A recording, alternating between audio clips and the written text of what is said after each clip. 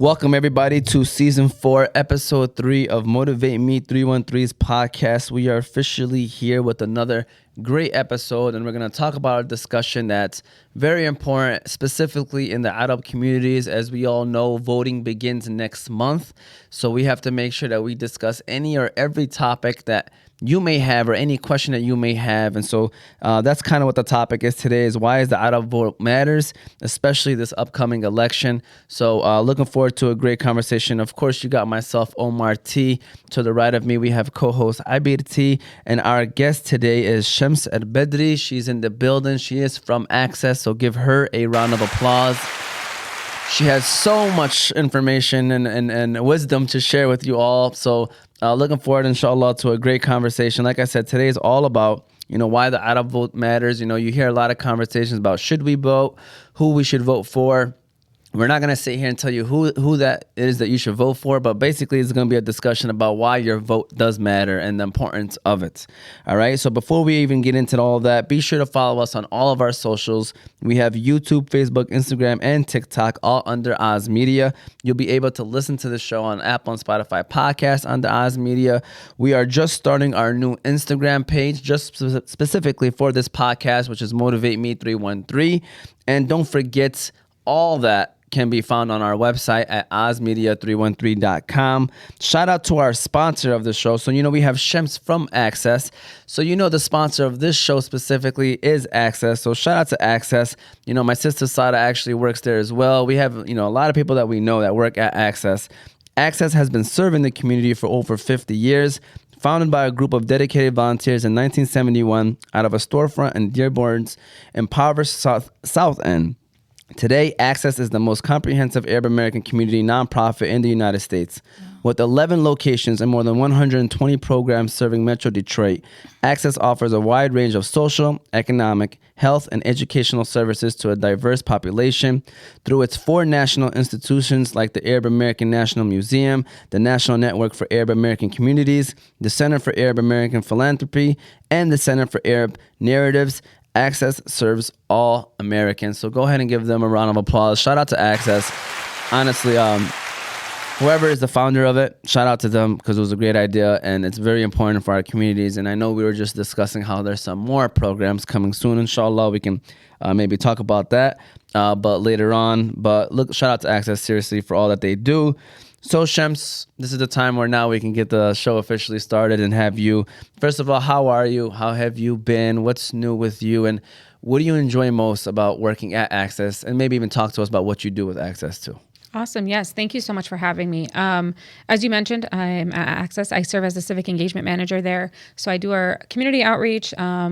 What does civic engagement mean? It means engaging the community at different levels to get them involved in local, state, and federal policy, politics, in a way that is truly comprehensive and not so much as a, go out and vote, but more so you can get involved in like different ways and how do you engage in that process, and then also bringing in our youth and having those conversations.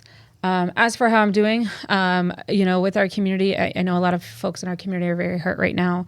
And I do want to acknowledge that. I want to acknowledge that, our hearts with our brothers and sisters. And inshallah soon, things will get better. So. Just talking about that, I think it was Kanye that said that Dearborn is, when we say Dearborn, talking Hamtramck, Detroit, just the whole Metro Detroit area is in a very depressed time right now. I feel like, we wake up every single day and there's always something new that obviously is something that we are not happy of seeing. Mm-hmm. So this is a time for us to all come together. If there was ever a time, I think the time is now. All the other stuff that sometimes seem to be distractions, mm-hmm. This is our time to speak up. And one way of doing that is by voting, right? So that's what the conversation today is all about. Did you want to say something? Yeah, you don't know how important it is to have someone, spreading knowledge on civic engagement, especially with, our community. A lot of our families, our parents are not knowledgeable. Mm-hmm. They haven't had they don't know how that political system works. So shout out to you guys and shout out to Access for all. Honestly, I don't even think people our age even know how the political system 100%. Works. So that's why it's just in general, it's important to have that discussion. So what does Access do in terms of their hands when it comes to the voting part of, so what is it that they do specifically? How do you guys help out with that? Yeah, if we're talking about voting specifically, I think our team does the on the ground work. So what they do is they go out and community events. They go to masajid, they go to churches, they go to local, anything that's happening locally. You'll find one of our community I think that's where I ran into you, where I was like, hey, let me talk to you. Yeah. The access table, yes. So what their role is, we are a nonpartisan organization. So again, as you all know, we're not telling people vote this way or that way. Instead, we're saying as Arab Americans, we need to go out and vote. And this is how we vote. We vote with, if it's early voting or if it's through the mail or it's on election day, we're pushing all of that. And then in addition to that, we're also making sure folks are educated about the voting process, because it's not easy, right? I studied political science, and sometimes I also have a hard problem of like, oh wait, what does this mean? I don't understand. Like, I didn't know you had to fill out an application to get an absentee ballot until more recently. I thought you just be like, hey, I want an absentee, they'll send it to you, instead of like filling out an application and submitting it. And then also thinking about our parents, I think that's something that's really important, or even like folks our age that aren't engaged, is it really is on not just us, but other community organizations and other community partners to have these conversations of this is how you get engaged. Something that we did last year is we conducted focus groups in the community. So what we did is we put out a message, hey, we're interested in hearing about you all. What are the voting barriers you face? And a lot of folks actually took part in that, and they were really excited to share. And the demographic was 18 to I think 68. And they came in and they shared with us, for instance, my parents are from Iraq, and I remember the first time I took my mom to go vote, she rolled up with all of her friends. She was like, can I take my friends with me? They couldn't vote at the time. It was just her and her friends. But weren't registered. Yeah.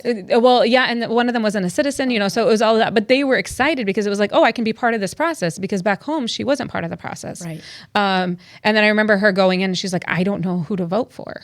And I remember somebody got elected and she goes, wait, did I make that happen? I'm like, Mama, you're one vote. But one vote does matter depending on, if it's local, if it's state. But it's a fun, I think for us, it's also ensuring that we're bringing folks along, and it's not just, gatekeeping the information. It's sharing the information, it's letting folks know what's going on. And I always think back to my family, and then also the focus groups of like, what did we learn from those and how are we implementing that change? Yeah, I do. I have been seeing a lot lately at every event, even like basketball games, like community, where they're even having people register. Yeah. So. You know what's the best thing about Access? My voice is like gone. The access we have to Access. Yes. You know what I'm saying? So I just wanna. He's good with his puns. Oh, that was a good one. I was like, that's a good one. You always have access to me. So if y'all need anything, let me know. Community too. Sure. By the way, Shams is the only Iraqi that I've ever known to be from Nebraska. I just want to throw it out there. She's from Nebraska, the Cornhuskers. Cornhuskers. But she mentioned Boom, earlier, Michigan. Yeah, yeah. She's a Michigan State fan, but she also, she did say that she's a Packers fan. So we're gonna let that slide. Whoa.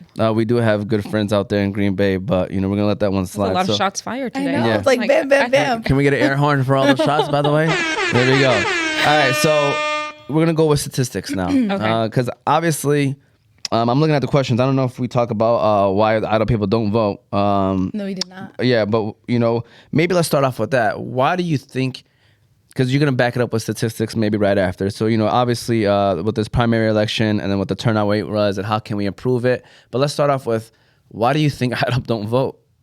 So here, it differs from person to person, right? And like kind of what you said, it's access to information. It's ensuring that folks, like, I think if we were out in the community, we were doing more, and not just access, right? Like it also falls on the government to do this part, but we all know like sometimes we do need to assist as community organizations and like individuals. It's access to information. People don't know the weight that their vote carries, because a lot of times it's like, well, my vote doesn't matter. But we've seen in past elections, especially when we're looking at local, is 5 votes can elect somebody completely different than what the community might want. So it's really important for us to also have those conversations of ensuring that folks are getting the information at their fingertips. And through the voting barriers focus groups that we created, a lot of it was literally, oh, I didn't know I could vote early because I had to work that day. I didn't know who to vote for. you can leave it blank if you want to leave it blank. You don't have to vote on every single person, right? So that's something else that we were seeing is folks were just like, well, if I don't know like one thing and I don't know if on the back of the ballot or on the front of the ballot, when they have like amendments, those are super hard to read. Yeah. And Dearborn does have Arabic ballots, but like it doesn't, it's so hard. Even in Arabic, if you read them, I'm like, what does this mean? Somebody translate it for me. So it's literally access to information I would say it's the biggest thing. So I just wanted to clarify this. If someone didn't want to vote for a specific category, you can still vote for other ones and your vote still counts? Yes. Yeah. Okay. Yeah. I think that's important because, I'm going to be honest with you, I don't think a lot of people say like, I don't want to vote for the president, so they're not going to go vote. You know what I mean? But there's other down ballot and stuff that's important. So their vote will still count. Yep. Okay. So I feel like the biggest reason why people, especially these days, are not wanting to vote is because they don't agree with both parties, and then they say, oh, if I vote for the third party, it's like waste of a vote. Yeah, it's like not. But then, honestly, like when you were speaking, I was like thinking about like what I hear, because people always are talking, and I do think locally it is like people see the difference, but when it comes to like a national vote, I feel like with the electoral college, like people don't think like, okay, my vote doesn't matter anyways because I'm not the one that's going to make the decision. Yeah. At the end of the day, the electoral college will. So I think it's just like you said, not knowing enough information. Yeah, but I think that's why it's so important for us because, like, I know we're going to get into statistics in a minute, but in Michigan alone, we have 300,000 Middle East and North African individuals who are registered to vote or eligible to vote, and that can sway any election, right? I know we don't vote as a monolith. We vote, you have folks who might vote one way or the other. We aren't a monolith as a community. Like right here, we're sitting Iraqi, Yemeni, we have like diversity in our communities too. But at the end of the day, like we have 300,000 folks that can move an election. Yeah. True. Yeah. I mean, that's a big number right there. And I think that's why, we have people so focused on Michigan because of it's a big swing state too. Yeah. So let's talk those numbers now. Okay. All right. So we had the primary election in August. And so, what was that turnout? And then I guess obviously it probably wasn't what we wanted it to be. So how can we improve this? Turnout was very low, but and also compared to other elections, primaries typically are lower than others. But so, for instance, like Access has an election protection program that we run, and what that means is we have folks who go out to every poll in polling area in Dearborn, Dearborn Heights, Canton, and we're not fully in Canton because there's other partners in Canton, but also Melvindale. So what we do is we send out volunteers to make sure that everything is running smoothly. If there is any issues, we address them with the clerks there to make sure that they're being addressed right away and that no form of voter suppression is happening, whether it's inside the polls or outside the polls. Wow. It is a very robust program. We're always recruiting volunteers, so if anyone's interested, it is a paid volunteer opportunity. How much they making if you don't mind sharing that out loud? You know what? Have them contact me. They'll find out. There you go. But that being said, I believe in like Melvindale, it was less than 12% of voters showed up. In Dearborn, it was around 17 or 18% of voters showed up. And that's eligible voters, right? So like, but then you look at like cities like Canton where 26% showed up, which is significantly higher than the 12% and the 18%, 17 to 18%. So that just goes to show like our community really does have power. If we really showed up, we could make change. We can ensure that the community voices are heard. It's easy for us to say like, oh, no one listens. But what are they looking at? They're looking at that voter turnout. That's who they listen to. That's their constituency, right? Those are the people that are going to vote them in and vote them out. I love that. And that's a good time maybe to take a quick break and give a shout out to our next sponsor. Shout out to Shams. She was a little hesitant coming on, but you're already doing an amazing job. Thank you. So we're going to take a quick break and give a shout out to Royal Kebab, Yusuf. Royal Kebab opening up soon in Hamtramck. So shout out to Murtada and everybody over there at Royal Kebab. And then we're going to keep things rolling. Guess who's back? Back again. Royal Kebab is back. Tell a friend. Yes, that is right. The restaurant that you all have been dying for to open back up is officially back operating in Hamtramck. Royal Kebab offers the same mouth-watering Middle Eastern dishes as their sister company, Meleket Kebab. You can order their lamb over rice, combo platters, shish platters, shawarma sandwiches or plates, fattoush and tabbouleh salads, all at the newly renovated Royal Kebab restaurant located on Kniff Street in Hamtramck, Michigan. So be sure to check out their website, royalkebab.com, before you make your next order and see why so many people have been raving about this restaurant. All right, we're officially back. Again, shout out to Shams, doing a great job right now informing the public on some information. So I know you kind of pretty much talked about it, but we didn't really focus on the Arab American vote. You know, why is it so important for us to put our voice out there? I remember, I think it was last charity game, I think you reached out to me to have a table so that people can have, so that we can be in the census, the Arab. I think that worked out, by the way. It's official. If you want to, is that? We can talk about that, yeah.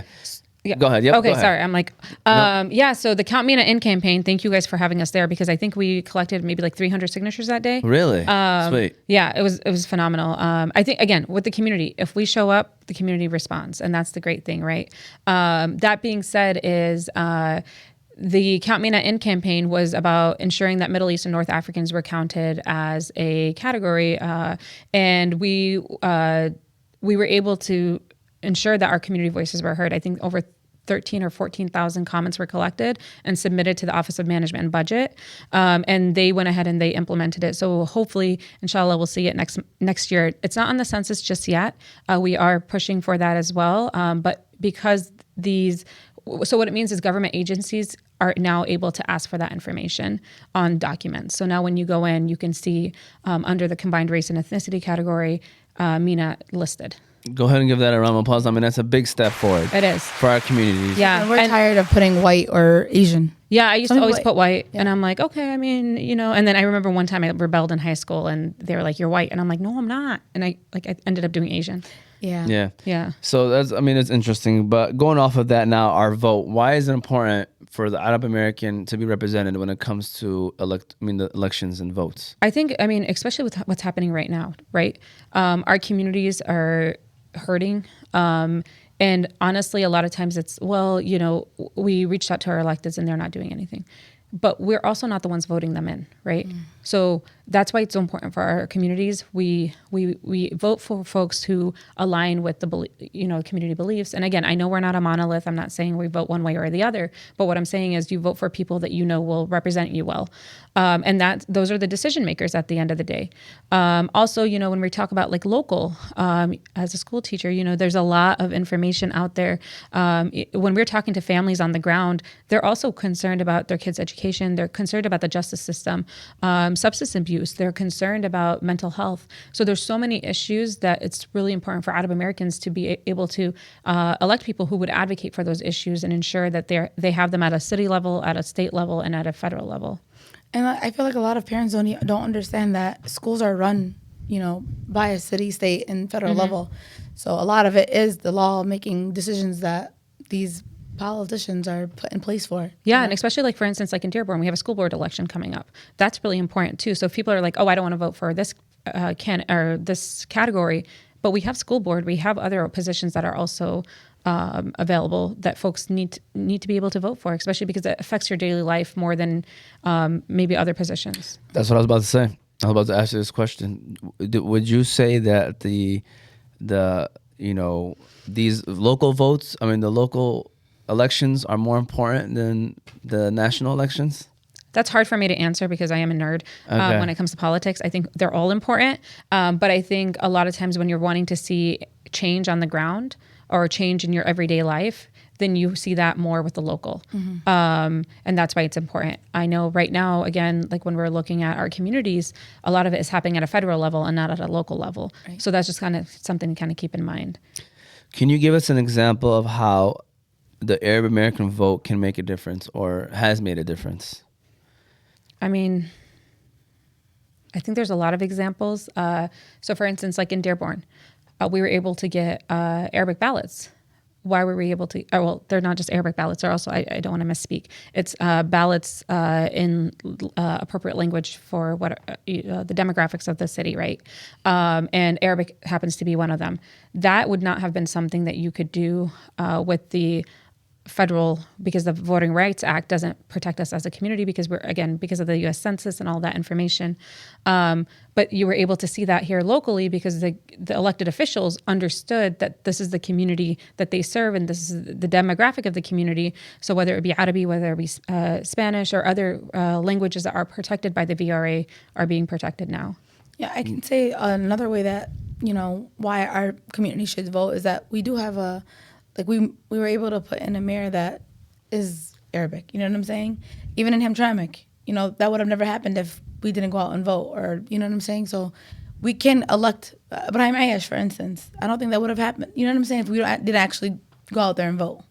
No, great points. I mean, obviously, putting people in those situations allow us to have a voice. Rashida Tlaib. Yeah. I do want to say that those are all, the folks that you mentioned are great leaders, and I think regardless, they are leaders that lead everyone. They're servant leaders, yes. Right? They lead for their communities, and that's something that's beautiful, right? Yeah, for sure, and it definitely gives people hope too. Honestly, that change can happen, and that you can have people who represent you in decision-making positions. So yes. I definitely think that just as a citizen, that's important. So the biggest thing, I know we kind of touched on this earlier in the show, is that a lot of Arab they don't want to vote for either or president. Okay, they don't want to vote for Trump. They don't want to vote for Kamala.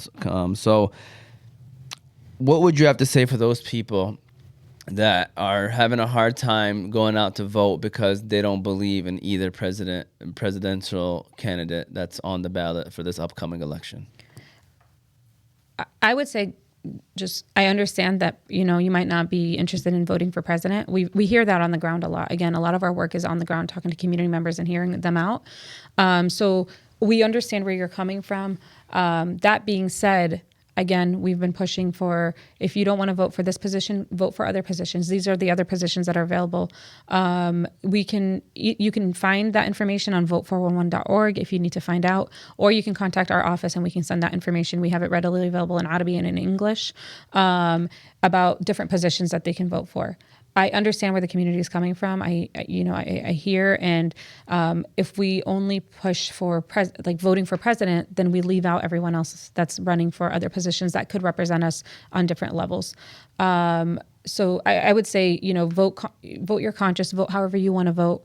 But at the end of the day, just show up, because I think something else a lot of community members don't know is on the back end, we can see how many individuals voted, right? They can see this is how many people from this demographic voted, and this is who we're going to kind of talk. They can't see the way you voted, but they can see that you showed up to vote. So, whether you fill it out, whether you leave it blank, however you want to vote, please vote. Submit that ballot, because at the end of the day, that counts towards the Arab American vote. So what I'm understanding from what you just said is basically, if they see that we show up, then we become something that they have to keep in mind. Mm-hmm.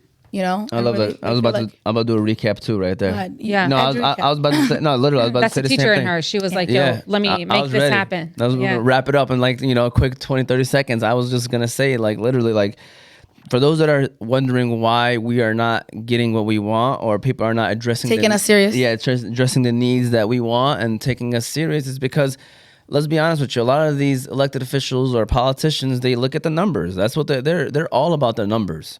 So they go sit there and they say okay, this demographic only has a 3%, compared to this demographic. I mean, let's not focus on them. Let's focus on the people that 97% of the vote. The people that show up. The people that show up, and then let's be honest, that's exactly what they're thinking. They're all about the numbers. So when they see that the Arab vote, they're starting to show up to the polls and they're making their voices heard through voting, that's when they say, all right, maybe we should address these issues that they're complaining about. I mean, look at the uncommitted movement, right? It was such a huge movement that it got to, you could say it was part of the reason why Joe Biden had to step down. Part of one of the reasons, because of everything that had happened. So, I mean, that's just a small example of why your vote matters. Your voice matters. We have to go out there and vote, straight up. That's the way to make moves in this country. It's through the political system. And in order to do that, you have to get your vote, and your vote counts. Even if the person that you voted for doesn't win, Just it's that hey, when they break down the numbers, okay, how many adult people voted, and they see those numbers, they're gonna start addressing our needs based off of the numbers that are being displayed. So definitely. And then just to add on to that, I think something else that's really important to consider is, in addition to the numbers and seeing how many people are showing up, they also will start thinking about the issues that matter to our communities. So again, if we're talking about substance abuse, if we're talking about education, whatever it may be, then you're having more of a say on that level as well. yeah. I agree. I love that. I agree. So go ahead and give this a round of applause. So far, so great. Another quick break. We're going to give a shout out to Wing Fellas, Yusuf. We appreciate them and their support. So shout out to Wing Fellas, and we're going to keep things rolling. Sorry, I don't mean to get you guys like hungry or anything. It's a random, ad, but shout out to where's Wing the Fellas. Wing Fella? That's it's up there. We had to. Oh, there you go. Yeah, so shout out to Wing Fellas, and then we're going to keep things rolling. Do you know what goes perfect with the big game or your favorite TV show? Some deliciously tender wings from Wing Fellas. Wing Fellas restaurant is home to the best wings in Michigan. With over 20 different sauces and seasonings to choose from, you can make sure every wing order you make caters to your taste buds. They have 7 different locations in Michigan. They have a location in Dearborn, Southfield, Detroit, Belleville, Wyandotte, Flint, and Taylor.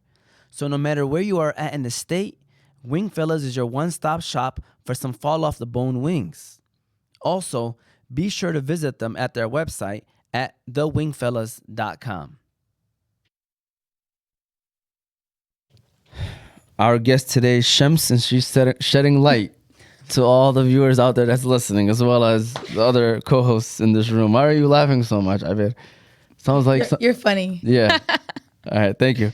Sometimes I'm nice to him. Sometimes Okay, I was gonna say that was really nice, Abir. Yeah. I was waiting for a comeback. I was too. So, obviously, you can't tell someone who they vote for, but how would you guide them in terms of like maybe giving them information, links, something to like maybe help them vote for someone? Because there's a lot of people out there, maybe they don't want you to tell me who they vote for, but help me find out who I should vote for. Yeah, no, that's great. So one, on the Access Instagram page, we do post about the different positions. But in addition to that, as I mentioned previously, vote411.org. It's nonpartisan. It gives you information. But again, a lot of our community members might want information in Adabi. So the League of Women Voters, especially here locally in Dearborn, they will translate that information and we'll have it readily accessible to share with the community as well. And we work with them as well as many other community partners to ensure that information is being shared. So anytime you see an access table out in the community, or if you see one of our volunteers door knocking, or if they're calling you and you need more information, like let them know, and then we'll be able to provide that information. If you have signed a pledge card with us, we've been kind of going out into the community and having people pledge to vote, make a promise that you'll show up on election day. And those folks we're sending postcards back to. So if they give us their full address, we're sending them postcards with the positions and information about the positions as well, or where to find more information. Yeah. Thank you for that. Thank you for, again, all the work that Access does, man. You guys are a pillar in the community for all the work that you're doing, especially obviously for the adult people out there, making sure that we are being heard no matter what the situation may be. So this is a step-by-step, and you can break this down in 3 different ways: the day of voting, absentee ballot, or what was the last one you mentioned? Early voting. Early voting. Yeah. So step by step, let's start off with early voting. Okay. What can a person do to be registered and go out and vote early? So depending on your the area that you're voting, city that you're voting in, there are early voting. Some cities as early as 40 days in advance, other cities maybe 9 days.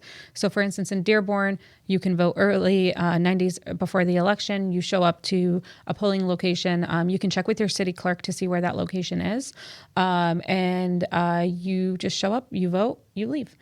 Something cool about that is we're working on organizing a community caravan to the polls early. So just kind of getting the community out, making voting fun, right? And then having them go vote early. That vote counts. If we're looking at voting absentee, so absentee is really awesome because you get the ballot in the mail. You can look it over at home. If you're in Dearborn, you can get it in Adabi and in English. And you're able to kind of look over the candidates, do your own research, and then mail it back in or drop it at one of the drop boxes. There's drop boxes throughout the city. Depending on what city you're in, they possibly may have added more drop boxes because of the passage of Proposal 2, which kind of expanded our voting rights in the state of Michigan. And then the other option is voting in person on election day. So polls are open. Voters can... From 7 a.m. to 8 p.m.? Yep, 8 p.m. And you know what? Last election, I did see... Sorry, I'm going to go off topic. Yep. I did see folks show up at like 8:05. You have to be in line by 8 o'clock in order to vote. If you show up late, the polls are closed. But if you are in line by 8:01 or 8 o'clock and say it's like 8:05, as long as you're in line, they'll take you in. But if you are not, then you can't go in to vote. If you feel like you're going to have an issue, I usually recommend absentee. I'm starting to vote absentee just because on election day I'm doing our election protection program, so I'm out and about. But just kind of submitting that in advance. And if anyone needs assistance with that, you can also find that online at the SOS page, so the Secretary of State's page, or your local clerk. Or if you want, again, contact us, please. We're here to serve in that way as well. You know, you mentioned election protection program and you were talking about like volunteers. It's crazy to me because like no one starts something unless there was an issue before. So there was actually some shady stuff happening for this, you know? It's shady stuff happening to this day. I know, but every election we have, here's the thing is sometimes I don't think it's actually intentional. It's maybe language access, right? So that's a big thing for us is we push our community members to let us know if something is happening, right? But also it shouldn't always fall on the community to do that. It should also fall on other folks that have the power to create that change. So for instance, one year I remember showing up to the polls and I was still new here, right? So I was like trying to figure things out, and I show up and there's like people just walking away from the polls because they were kind of intimidated by the situation that was happening outside. But it wasn't like, I don't think, again, people were being ill-intended. Like it wasn't like I'm going to keep people from going in. But you know, sometimes if you're not comfortable with the situation, I know for instance, my mom, if she sees like someone of authority, she's going to be like, okay, maybe I should come back later. Yeah. So like that situation, but there are situations that happen where we kind of address them right away. And they are definitely addressed. So like we work very closely with the clerks on election day. And then also prior to election day, we meet with them on a regular basis just to kind of talk to them about, hey, this is what we're anticipating happening. So like, for instance, in the presidential primary in February, we saw a lot of media. And that media was actually ending up in some precincts was turning people away because people didn't want to be on camera. Yeah. So they were waiting outside. They were like, I'm not going in until they leave. I don't have the time. So they were leaving. So we were able to address that directly with the Secretary of State's office as well as the local clerks. And now we have a plan for the media. So like it just has to be a conversation. And I think that's why it's so important. I think voter suppression happens in small ways sometimes and people don't realize it. But then again, that's why we have volunteers. I believe we had we had every location, but some locations may need more like attention. So we send some of our hard-hitting volunteers there just to kind of let us know what's happening and going from there. I like that. If you see me, it's a problem. Uh-oh. If I'm rolling up, yeah. She's rolling up. I'm rolling up. I like that. I want to go back to the caravans. Are you guys blasting Arabic music in these caravans before dropping off people to vote? Listen, it's up to people. Whatever they want to do. Well, it should be a zepha. A zepha to the polls. Maybe that's what we should call it. The fed to the polls. Okay, we'll give you guys credit. You know, There you go. I was going to say, if you want to make it fun, I was like, add tea. Add tea. Or coffee. So yes. So we do have like this segment thing called Chai and Chat, where, you know, you bring in elderly folks and they have conversations about like the politics. It doesn't always have to be about politics, but just kind of like in general, like just kind of engaging them in the community. But they like Chai and Chat brings in people too. For sure. Well, Chai is in Iraqi. I don't know. Do you guys call it Chai? Shahi. Shahi? Okay. Yeah. Very similar. Okay. So I got a question off of everything that was mentioned, and it just crossed my mind. Like, do you feel like the politics in this area has like went up to a whole new level the last 10, 15 years? Or do you think it's always been around? We're just growing up and we're realizing it. I think people are definitely, like our communities are more definitely civically engaged than maybe previous. And not saying they weren't engaged, but I think, you know, like, for instance, like having me on this podcast and like talking about a issue that could be like deemed controversial, like it's really important, right? I know a lot of times, I think we're seeing more and more people becoming engaged. But like for instance, like I grew up in it now, right? I remember when I told my mom I was studying political science, she goes, "We left Iraq for a reason, and you're going to go study politics? Like, why are we doing this?" But again, I think we're at the point now where we are we've been part of the community. I mean, Arabs have been here forever, right? Generations. So it's just kind of engaging and being more vocal about that. Okay. All right. So speaking of, I was at 10 to 15 years ago. How about in 5 to 10 years from now? What do you want to see from the Arab American community, and how will voting in elections help us get there? So what's your vision?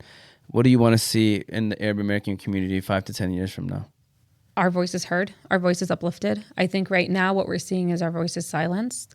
When I go out to the community, I'm saying 2024 isn't our year, but 2026 and 2028 will definitely be our years because we're out there, we're talking, they're going to see our numbers, and they're going to know that our community will show up.